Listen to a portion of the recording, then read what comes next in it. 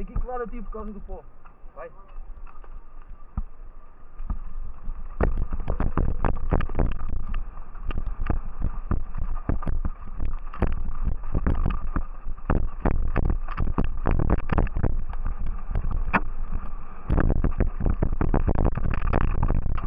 Foda-se. Peraí, que eu já me espalhei. Peraí. Então, puto, Não! Pá, não via nada. já é uma Bati aí, olha onde tu estás. Pá, eu estava a tentar ir de lado para... Não, olha a direção.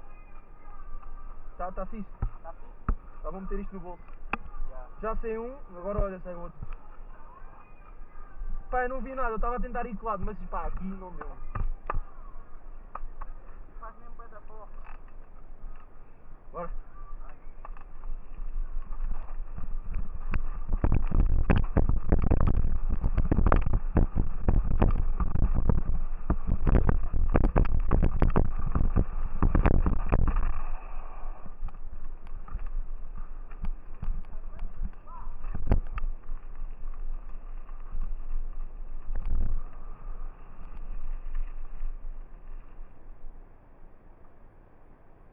Oi, isto não está direito. E agora ia 300 mil. Isto não está direito. Também acho que não. O dia vai que está bem da torta. Olha lá, está puxado para cá. Está aqui, né? O guiador está para ali.